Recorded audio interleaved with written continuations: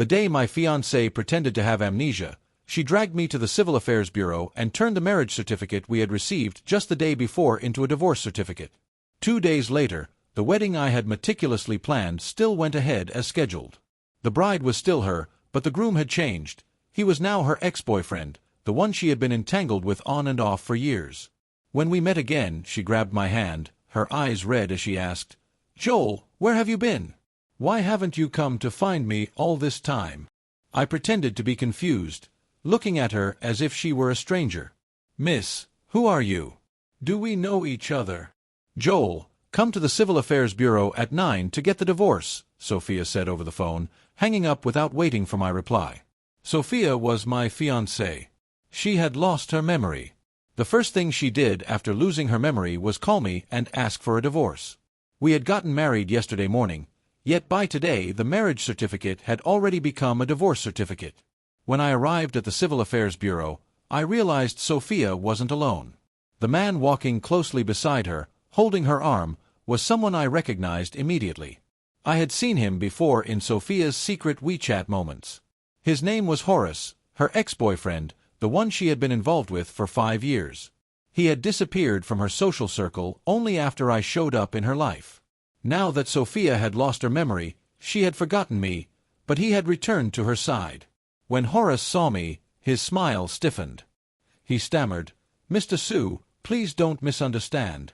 Sophia and I are just—" But as he spoke, he didn't loosen his grip at all. Instead, he held her even tighter. From an angle Sophia couldn't see, he gave me a mocking smile. Sophia tightened her hold on his hand, leaning against his shoulder affectionately, and said firmly, "I asked Horace to come with me. There's no misunderstanding. He's my boyfriend." A sharp pain stabbed into my chest. Meeting Horace's triumphant gaze, I forced a smile and nodded. I understand. Not many people came to get divorced." As we handled the paperwork, the staff member kept giving me strange looks. I was surprised too. It was the same person who had helped us register our marriage yesterday. Just yesterday, he had smiled and said, "Congratulations on your marriage. Wishing you a lifetime of happiness." We had thanked him politely. And now, here we were again, but this time for a divorce. The arm linked with Sophia was no longer mine. It was Horace's. Standing in front of them, I felt completely out of place, painfully awkward. The staff member examined the three of us, hesitated, then said, "Sorry, this doesn't comply with regulations." Sophia frowned impatiently and made a phone call. Just like that, the divorce certificate was issued. It was absurd, a red booklet identical to the marriage certificate, only without the sweet photo inside. I gripped the certificate tightly, trying to ignore the burning pain in my chest. Horace asked casually, "Now that you're divorced, you're not planning to stay at Sophia's place, are you?" Only after speaking did he seem to realize what he'd said. He quickly added, "Sorry, I know Mr. Sue didn't buy a house. But since you were once married, if you want to stay a few days, Sophia won't mind." Sophia interrupted him coldly, her expression emotionless as she looked at me. "We're divorced now. Take your things and move out." Her voice was icy, as if she had never pretended to lose her memory at all. My throat tightened. The glaring red divorce certificate burned into my vision. Had she really pretended to have amnesia just for this? Why? I was never the kind of person who clung to others. If she wanted a divorce, how could I force myself to stay with a woman who didn't love me? Still, it was laughable that after 5 years together, I couldn't even get a clear explanation. A marriage ending in such a ridiculous way. I took a deep breath and forced a stiff smile. "All right. As you wish." Sophia was driving the car we had chosen together as our wedding car. When we bought it, she had told me, "On our wedding day, I'll marry you in this car." We had picked it up just yesterday afternoon, and I hadn't even had the chance to sit in it yet. Now, the person in the passenger seat was Horace. The car had become a witness to their love. Sophia leaned over and fastened Horace's seatbelt with a gentle smile. They were so close their breaths mingled. As Sophia straightened up, Horace kissed her cheek sweetly. Instinctively, Sophia glanced at me. Horace followed her gaze, then frowned and said, "Sorry, this car was a gift from Sophia to me." "It's only for me." I don't want any other man sitting in it. Sophia looked at him lovingly and replied, "Of course. It's a gift from my wife. How could I let anyone else sit here?" With that, Sophia and Horace left together, walking away proudly. The sharp smell of exhaust filled my nose. My throat tightened, and the pain in my chest nearly made it impossible to breathe. I hurriedly flagged a taxi and rushed back, only to find the villa gates tightly shut. My luggage had been thrown outside carelessly, lying in the mud from last night's rain, soaked and filthy. I knocked for a long time before the housekeeper finally opened the door, her expression awkward. "Horace told me to throw all of this out." Horace's voice drifted from inside. "Are these your things?" "Sorry, I thought they were someone else's trash and had them thrown away." "I didn't mean it, Mr. Sue." "I hope you're not upset." Horace walked out in his pajamas, deliberately exposing the hickey on his neck. I pretended not to see it, only curling my lips into a tight smile. Horace's manners are really something. A scolding voice rang out. "Joel, Sue, don't overstep." I looked up and saw Sophia walking over, her face icy. Horace already apologized. "What more do you want?" Her eyes swept over the scattered belongings on the ground, and she sneered. "These old things. And you treat them like treasures." My breath caught, my heart clenching painfully. I couldn't say a word. She urged impatiently, "Pack up your things and take them away, or I'll have the cleaners throw them out." I suppressed the sting in my eyes and nodded. "Okay. And don't come back here again. Horace might misunderstand, and I can't let my husband get upset." She said this while pulling Horace into her arms, sharing an intimate moment, completely ignoring me. My fists clenched, trembling with anger. Swallowing the bitterness in my throat, I silently packed my things. I hadn't lived there long, yet I had accumulated so much, 2 suitcases filled to the brim. This villa was supposed to be our home, Sophia's and mine. Every detail, every piece of furniture, had been chosen by me. It was my dream, the home where Sophia and I would spend our lives together. The house looked the same, but the person living in it wasn't me anymore. Everything had changed. So had we. I walked out carrying the 2 suitcases. Horace took a deep breath and said, "With all this trash gone, the air feels so much fresher." Sophia immediately ordered, "Housekeeper, clean the entire house. Anything of his left behind, throw it in the trash." I stopped, the wind brushing against my face, my heart hollow. Turning back, I smiled coldly at Horace and said, "The trash I don't want, I'll leave it to you." I rented a small apartment next to my studio. I had once refused to rent it because the rent was high, but I had saved every penny for my career. When I was with Sophia, I was always afraid the gap between us would grow too wide. I was just an ordinary man, while her family lived in a completely different world. Now I had fallen from the clouds back into the mud. Strangely, I felt relieved. I lay in bed for a full 24 hours, lost in a daze. Then my partner called. "Joel, there's an important wedding tomorrow." I'm a wedding planner, running a studio with friends. The wedding scheduled for tomorrow was originally mine and Sophia's, the one I had spent 3 months preparing. Before it even began, it had already turned into nothing but a phantom. Hearing those familiar words, my heart skipped a beat. My voice trembled as I asked, "Who's the bride and groom?" Sophia and Horace's names echoed in my ears. My head buzzed. "I can't host their wedding." My partner replied cautiously, "Joel, they specifically requested you. You know, if you don't go, our studio." With just one word from Sophia's family, I could lose everything in this city. I hung up the phone and lay there like a lifeless shell. Sophia was coming for me. She had deliberately asked for me to plan her wedding. They were provoking me, and I had no way to escape. I got ready and rushed to the venue. What greeted me was a stunning lavender field stretching across the estate. A gentle breeze passed through, the flowers swaying like purple waves. I had chosen this place because Sophia loved lavender. I wanted our most important day, the day I married the woman I loved, to be surrounded by lavender.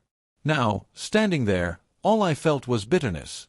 I swallowed it down and discussed the details professionally with Horace.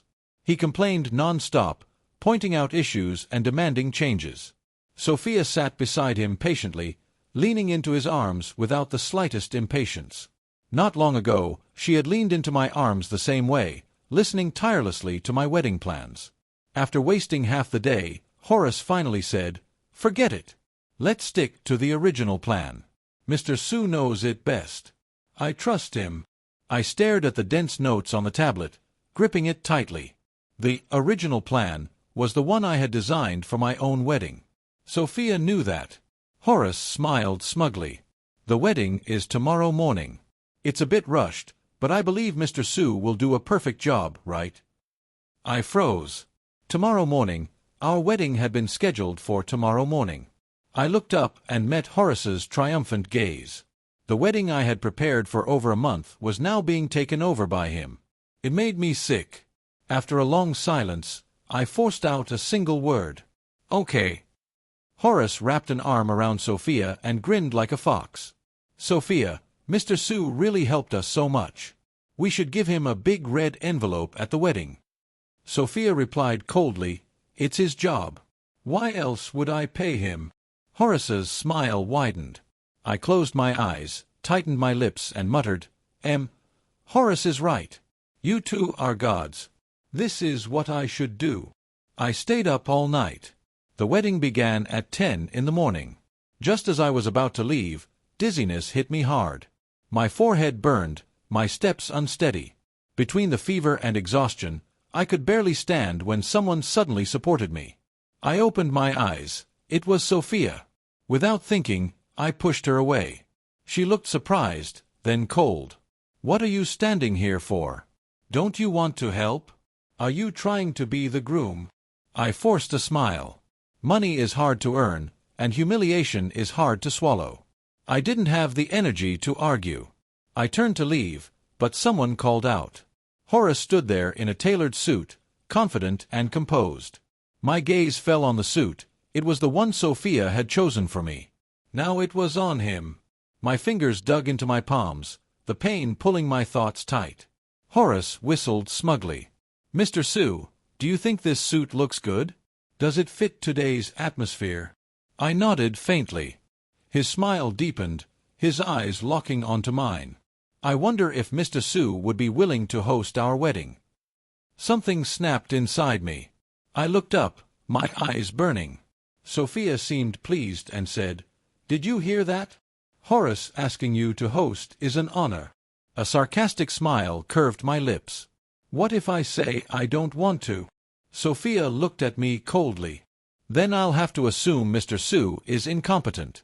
And if that's the case, there's no need for a company like that to continue operating, right?" I bit down hard on my tongue, the taste of blood spreading through my mouth as I forced the bitterness in my throat down. It was humiliating. Why couldn't we just part on good terms? I had never been someone who clung stubbornly to others. Even without today's humiliation, I would have kept my distance from them. Why did things have to turn out like this? I numbly nodded and walked past them, my steps unsteady.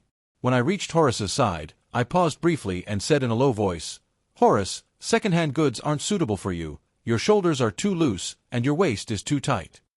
I didn't look at his suddenly darkened expression and left quickly. The wedding officially began. Sunlight filtered through the lavender field, creating a dreamy scene. Sophia, dressed in a beautiful purple wedding gown, slowly walked into the sea of lavender.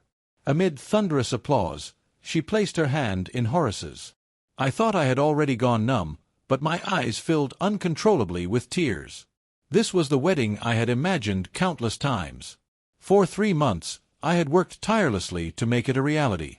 Yet I wasn't the groom. My soul felt torn in two, one part standing in the flower field, aching with pain, and the other numb, mechanically repeating the familiar lines I had said 1,000 times. I couldn't even remember how the wedding ended. Burning with fever, I drifted back to my rented apartment like a ghost. The moment I lay down, I fell into an exhausted, deep sleep. In my dreams, everything was fragmented, blurry images rushing past, as if the 5 years I spent with Sophia had flashed by in an instant. Along with those 5 years, my dreams shattered, swept away without leaving a trace. I slept for 3 days. When I woke up, I was starving. As I ordered takeout, My gaze landed on the wilted lavender on the windowsill. Lavender's flower language is, "waiting for you to love me."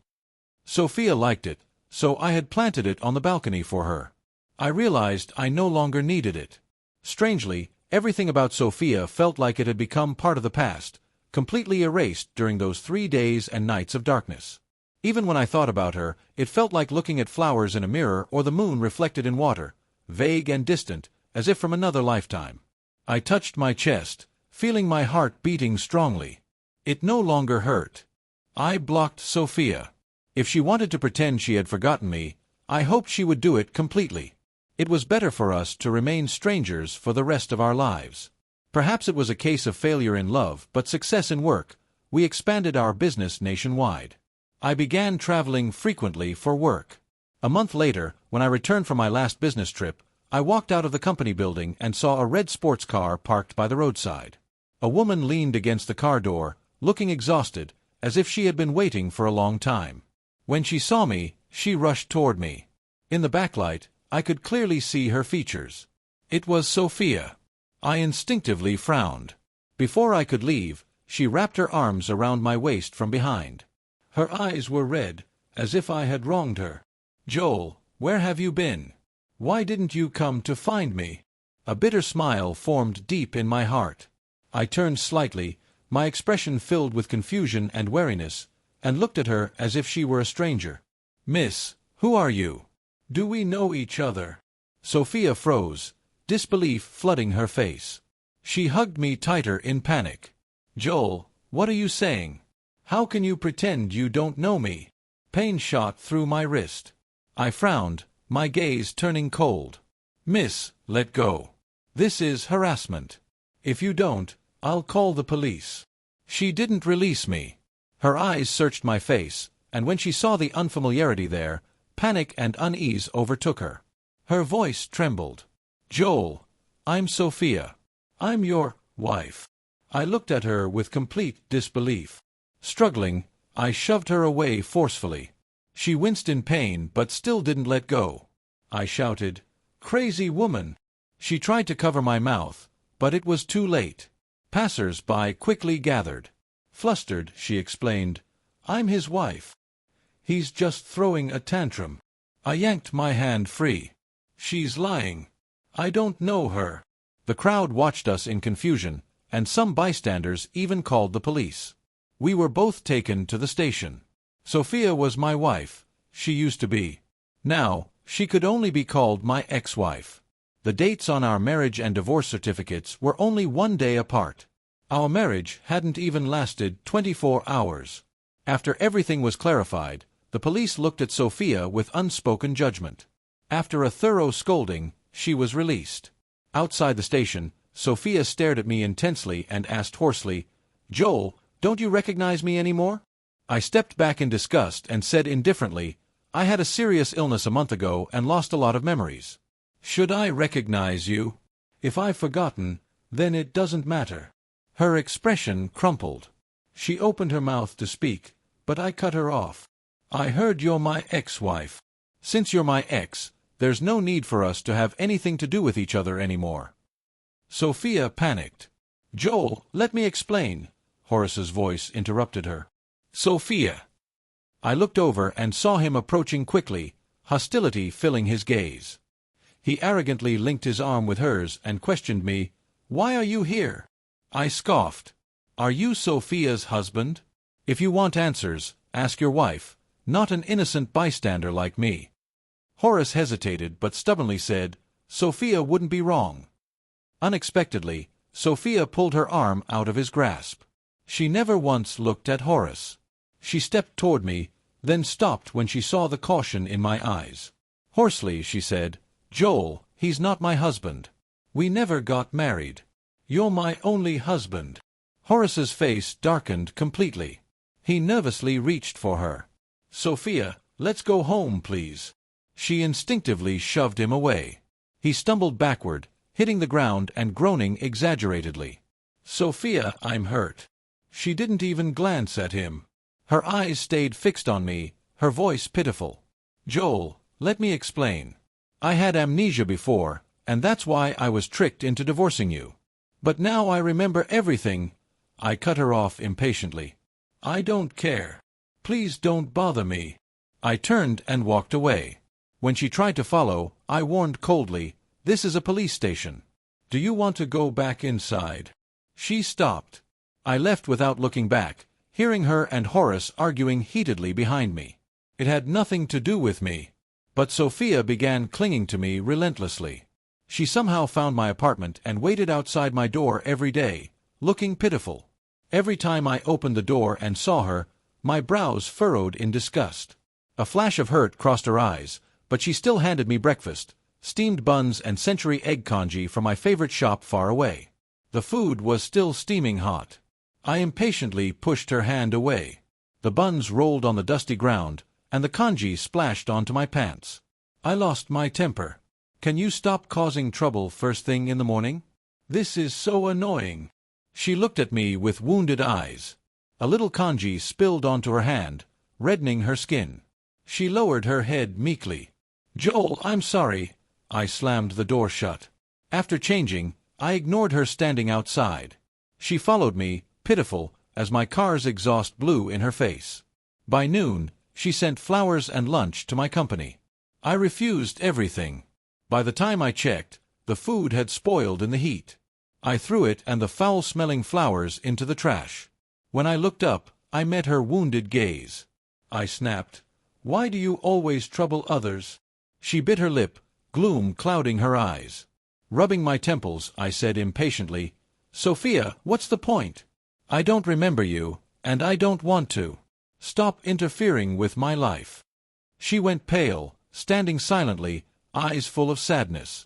After a long pause, she choked out, "Joel, can you give me a chance? A chance to wake your memories. I've had amnesia too. I know how to help you remember." I interrupted softly, "You had amnesia. I had amnesia. Now neither of us owes the other anything. There's no need to recover our memories." Pain flashed across her face. "Joel, are you still blaming me? Horace tricked me into divorcing you.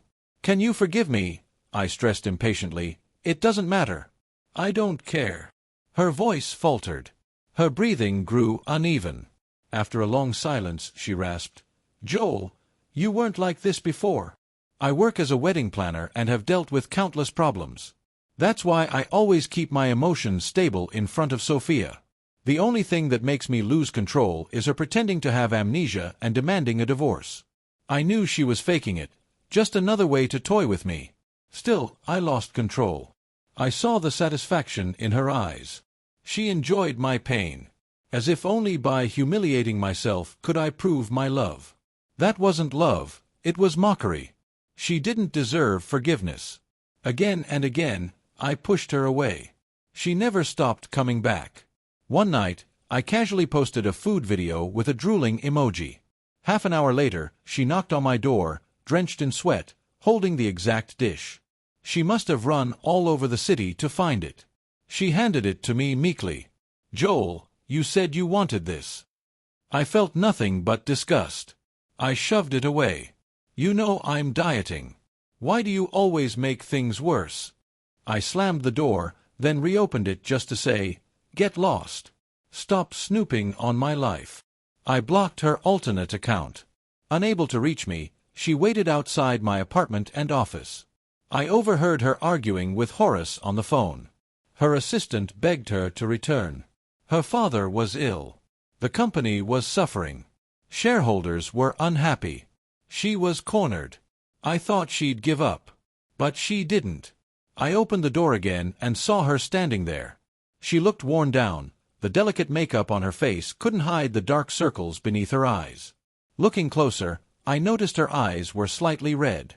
I had already called the police once. She'd been detained for 2 or 3 days, but after she was released, nothing changed. I scoffed and said, "How can a well-off young lady like you end up with a harassment charge?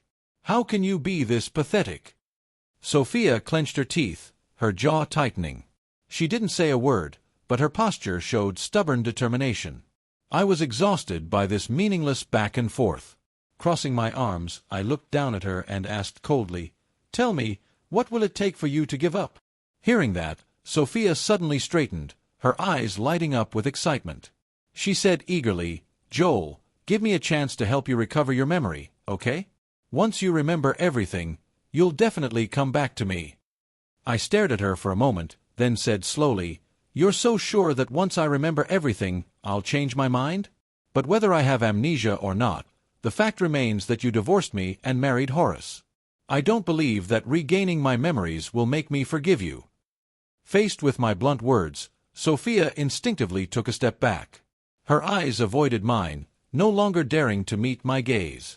Still, she spoke firmly, as if trying to cover up her own guilt. "Joel, once you remember everything, you'll definitely come back to me." I didn't bother exposing her self-deception. Calmly, I said, "I'll give you a week. If you can't change my mind, then stop pestering me." Sophia bit her lip and asked hesitantly, "Can it be a month instead?" I frowned in annoyance. "Don't try to bargain with me. I don't want to waste time on you, and you're running out of time too. If you keep pestering me, you'll be the only one who suffers in the end." Sophia clenched her teeth and fell silent. I raised my hand to close the door, but she reached out to stop me. "Fine," she said. She looked at me deeply, her eyes filled with longing and hope. Taking my hand, she led me through the city, showing me places we had once visited together. She talked about how we first met, how she fell in love with me at first sight. With just a fleeting glance, she had deliberately approached me. She carefully probed my preferences, finding topics we could talk about together. I loved wine, enjoyed hot pot, liked playing basketball, and had a particular fondness for certain games, colors, aesthetics, and values. She knew all of it. When we talked, it felt as if we were soulmates, our conversations always pleasant and effortless. Gradually, I began to believe she was someone I could deeply connect with. Falling in love with her felt natural, inevitable. We were together for 3 years. I wasn't blind to the fact that she wasn't as perfect as she seemed in the beginning, but I thought that was just a normal part of any relationship. When you love someone, you lower your standards and accept them with kindness. But Sophia's true nature was far worse than I had imagined. As she chattered beside me, reminiscing about our past, I only looked at her with a blank, emotionless expression. She quickly averted her gaze, unable to bear the indifference in my eyes. When she reached the later parts of her story, I couldn't help but frown. The pleasant memories she described had long been replaced in my mind by the humiliation and mistreatment I had endured from her. I couldn't be moved, not even a little. Seeing my lack of reaction, her eyes slowly reddened. She opened her phone's photo album and began explaining the stories behind each picture. As she scrolled, one photo suddenly appeared, Horace and her together. She panicked and quickly closed her phone, rambling, "Joel, I asked calmly, out of curiosity, "I heard Horace was your ex-boyfriend. You broke up and got back together for 3 years. Why didn't you stay with him?" Sophia fell silent. After a long pause, she said in a low voice, "He's just part of my past, Joel. The person I love now is you." I continued, "But you lost your memory, and the only person you forgot was me. You chose to marry him. That means I'm not irreplaceable, and it means he's important to you. So why are you still holding on to me? Wouldn't it be better to be with him?" Sophia's lips turned pale, and she couldn't find the words to respond. I calmly went on, "If you can forget someone, then what's forgotten isn't important. People like me are expendable." I looked her straight in the eye and added softly, "Besides, amnesia is never an excuse to mistreat someone." Her breath hitched, panic spreading through her eyes. Her lips trembled, but her throat seemed completely dry. After a long silence, she said quietly, "Joel, give me 3 days. I will make you remember our past." I gave a sarcastic laugh and didn't respond. On the 4th day, she brought over the blue cat that had been boarded at the pet store. The cat jumped to my feet, affectionately rubbing against my hand, unwilling to leave. As I stroked its dull, withered fur, my body suddenly stiffened. This blue cat was the birthday gift she gave me on my 26th birthday. A huge bouquet of lavender had hidden a 3-month-old kitten inside. The kitten had poked its head out from the flowers, so adorable it could soften anyone's heart. She had held the flowers and the cat, smiling gently. "Joel, would you give this little kitten a home?" Without thinking, I had stroked the kitten's fluffy head and said, "Little kitten, would you like to come to my home?" The kitten let out a weak meow. But the voice that responded louder than the kitten was Sophia's. "Yes, I'm willing." She squeezed in beside me, her voice full of joy. "The kitten needs a mother too. You wouldn't want her to grow up without a mother's company, right?" I understood what she meant, and my heart had raced. From that moment on, we began living together. Now, as Sophia recalled that memory, her eyes were filled with tenderness. I absent-mindedly stroked the blue cat resting in my lap. My expression was distant, my heart as calm as still water. I remembered the day I was kicked out by Sophia. The only things I could take were what they considered trash. Even though this blue cat was a birthday gift from her, it was officially mine, yet I wasn't allowed to take it away. A mocking smile curled at the corner of my mouth. I put on a stern face and scolded her. "How could you put a cat together with lavender? Don't you know lavender is toxic to cats? What if it ate some and got poisoned? And who gives a living creature as a birthday gift? This is a life. Whoever raises it is responsible for it for its entire life. Or do you think a cat is nothing, something you can keep when you want and abandon when you don't?" My barrage of accusations left Sophia stunned. She stood there helplessly, her mouth opening and closing, but no sound came out. I gently hugged the blue cat in my arms. The cat had been a gift from Sophia, but it was I who took care of it. I had never owned a pet before. After researching, I learned that cats shouldn't be near lavender. From then on, I made sure to keep the lavender and the cat apart. She had never noticed. That was why, even now, she could confidently bring up that incident in front of me. At the time, I thought she was just following an online trend of giving cats as gifts, so I hadn't thought much of it. But the bullet she fired back then had now landed squarely between her brows. I lifted my eyes and asked her, "Since it was my cat, why did you hide it from me?" Sophia was speechless.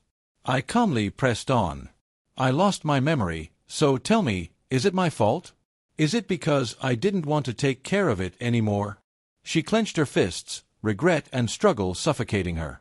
Looking at me helplessly, she said, "Joel, it's my fault. It's all because of my amnesia. I didn't handle these things properly and made you sad. I promise I won't make the same mistake again." I concluded lightly, "Amnesia isn't an excuse for failing to take care of a cat." Turning my gaze away from her pale face, I said, "Since it's my cat, I'm taking it with me." Her expression immediately brightened. "Joel, I knew you wouldn't just abandon the cat." I cut her off abruptly. "Write a contract. You're not allowed to take the cat from me again." Her smile froze. Uncomfortably, she muttered, "Joel, why are you being so cold with me?" I scoffed. "Let me remind you, Sophia, from my perspective, you're less than a stranger." She stood there in shock, her eyes instantly dimming. Day by day, her expression grew more pained. On the final evening, the sunset painted the sky like a brilliant masterpiece. We walked into the lavender field on the estate. The scenery was painfully familiar. Everything was the same as the wedding a month ago, except there were no guests, and no couple holding hands. We stood in the sea of lavender. The breeze stirred my black hair, and the lavender swayed with it. Bathed in the glowing afterlight, Sophia gazed at me intently. In her open palm lay a familiar wedding ring. 2 months ago, that ring had been on my finger. But on the day she married Horace, in this very lavender field, she had placed it on his finger. How ironic! Sophia said softly, "Joel, we once planned to have our wedding here, in this lavender sea. You'd hold my hand, and in front of everyone, we'd make vows, promising to grow old together." She looked at me, her eyes filled with deep, unrepentant love. "Joel, will you marry me?" I couldn't help but laugh. Pinching her chin, I mocked her. "Do you think I'm like Horace, someone who'll accept whatever second-hand goods come their way?" Sophia froze, stunned by my sudden response. Without mercy, I turned and left. I didn't want to stay in that wretched place any longer. After a long moment of stunned silence, she hurried after me. I stopped and said coldly, "Enough. This is the last day. Don't bother me after this." In a panic, she grabbed my wrist. Her eyes were bloodshot with desperation, her voice full of pleading. "Joel, just one last time. Please come with me to one place." I tugged my wrist impatiently, but she didn't let go. Her gaze was humble, almost desperate. "Just this last time." Reluctantly, I said, "Fine." When the car stopped, I saw a familiar villa in front of me. She hesitated before saying, "Joel, do you remember? This is our home." Home. 3 months ago, I had been kicked out of this place in disgrace. My voice was firm. "This is not my home." Sophia's expression fell. She instinctively reached for my hand, but I deliberately avoided her touch. Coldly, I said, "Sophia, know your place." She bit her lip and fell silent. In the tense stillness, the villa door suddenly opened from inside. Horace appeared, looking haggard, stubble covering his face as if he hadn't groomed himself in days. When he saw Sophia, tears welled up in his eyes. He rushed forward and pulled her into a tight hug. "Sophia, you're finally back. Do you know how long I've waited for you at home? I even saw the pregnancy test you threw away. Even though you weren't pregnant, we'll have children in the future." Sophia's expression darkened instantly. She glanced nervously at me, then instinctively pushed Horace away. He was standing on the stairs, and with that push, he lost his balance and fell backward, his head hitting the corner of the wall. Blood poured out immediately. Everyone was stunned. After a long moment, Horace moved. He slowly lifted his lifeless eyes and stared at me with hatred. "It's you. This is all because of you. Didn't you already leave? Why are you back here trying to steal Sophia again?" He struggled, trying to lunge at me, but Sophia immediately stepped in front of me, shielding me. She snapped, "Horace, haven't you had enough?" His eyes instantly turned bloodshot. He glared at her, his voice dripping with rage. "Sophia, even now, you're still protecting him?" I pushed Sophia aside and coldly said, "Horace, don't talk nonsense and make baseless accusations. The villa has surveillance cameras. Everything was recorded clearly. If your brain is muddled, go check the footage and watch it properly." His throat tightened. "You." I warned him, "If you keep making false accusations, I'll have no choice but to report it to the police. If you keep bothering me, I will file a lawsuit." Horace's breathing became rapid and uneven. Sophia rubbed her temples and spoke coldly, "I don't love you anymore. What's happening now is entirely your own doing." Horace's breath faltered. Hatred surged in his hollow eyes as he spat out, "Sophia, I deliberately poked holes in the condom. But if you truly loved him, you wouldn't have slept with me." He turned to look at me, a smug smile curling on his lips. "Do you know when it happened? During the month you were preparing for the wedding, she had already cheated, willingly sleeping with me." Sophia exploded in fury. "Shut up." She hurriedly turned to me, trying to explain. "Joel, don't believe him. Let me explain. The pregnancy test wasn't mine. He's trying to frame me." I interrupted her calmly. "I don't need your explanation." At that moment, my face was completely calm, as if I were watching a drama that had nothing to do with me. I said softly, "Sophia, I don't care. Our deal is over. Don't bother me again." I turned and left. Sophia tried to chase after me, but Horace shoved her to the ground. I didn't look back. Behind me, I heard Sophia's cries, filled with hatred. "Horace, why did you ruin me? I hate you." Sophia disappeared from my life after that. I transferred the branch office to another city, bought a house, and settled down there. Occasionally, while stroking the soft fur of the cat in my arms, I would unconsciously think of Sophia. Her life afterward was far from easy. The company's finances declined, and shareholders openly expressed their dissatisfaction with her. She was overwhelmed with work, struggling just to keep everything afloat. The most troublesome part was Horace clinging to her. Ever since he had hit his head, his mental state had been unstable. He followed Sophia everywhere, muttering to himself. He kept repeating, "Sophia, how can you like another man? It's just a breakup. This isn't the first time you've said you wanted to break up. After a while, we'll get back together." He went on endlessly. "Sophia, I've waited for you for so long. Why haven't you come back to me yet?" Sophia was driven mad by his persistence. She hit him, scolded him, and tried to drive him away, but Horace always came back to cling to her. Over time, Sophia grew increasingly irritable. She completely lost control and nearly beat Horace to death in public. Because Horace had a mental illness, she wasn't held criminally responsible, but she was detained at a detention center. A video of the incident went viral online. Netizens condemned her furiously from all sides. Under the pressure of online abuse, her past behavior of stalking and harassing me resurfaced, once again sparking public outrage. Amid the wave of negative opinion, her company's stock price continued to plunge. By the time she returned to the company, the shareholders were already accusing her relentlessly. But Sophia had even bigger troubles waiting for her. She had someone beat Horace so badly that he was sent to the ICU. Horace's family sued her, and the case went to court. Sophia now had only two options: lose the lawsuit and go to prison, or take care of Horace for the rest of her life under his family's supervision. The incident dominated online discussions for an entire month. When the media storm finally subsided, Sophia and Horace secretly registered their marriage. She married Horace, the man she had always looked down on. For the rest of her life, she would have to care for him, someone whose mental state was sometimes clear and sometimes completely deranged, all under the watchful eyes of his family. She was bound to Horace for the rest of her life. I never thought I would meet Sophia again.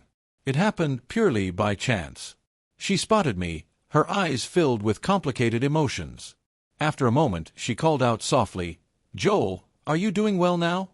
I glanced at her. It was obvious she wasn't doing well. Her hair had begun to gray, wrinkles had deepened at the corners of her eyes, and her face carried a lifeless, suffocating frustration. I heard she still held some shares in the company, but she had no real authority. Her career and family were both in ruins. I raised an eyebrow and ignored her.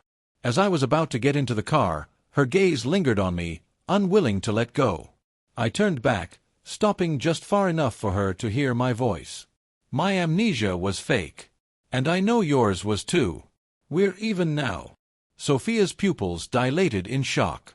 She tried to rush toward me, wanting to confront me, but Horace suddenly appeared and stopped her. Without hesitation, I got into the car and drove away, leaving her standing there in a cloud of exhaust. When I was with Sophia, I knew she had an ex-boyfriend she'd been involved with on and off for 5 years. To say I didn't mind would be a lie. She repeatedly assured me she would never have anything to do with Horace again. But during the month when I was carefully planning our wedding, she crossed paths with him once more. On the morning she went to register our marriage, I left early for work. When I returned ahead of schedule, I heard sounds coming from the bedroom, sounds I could barely bear to hear. It was Sophia and Horace. It felt like a thunderclap. I didn't even have the strength to push the door open. I didn't expose her. I left her a shred of dignity. Cheating was my bottom line. I couldn't tolerate it. Yet, for a brief moment, I couldn't bring myself to say anything. But Sophia became greedy. I overheard her talking on the phone with a close friend. She spoke lightly, "I regret it. I don't want to be tied down by marriage at such a young age. Besides, he doesn't love me as much as Horace does. Horace would do anything for me. He's not like him, too calm, too boring. I want to take a break from him. When he's figured things out, he can come back to me. Amnesia, if I lost my memory, would he lose control? I want to see how far he would go for me. It should be interesting."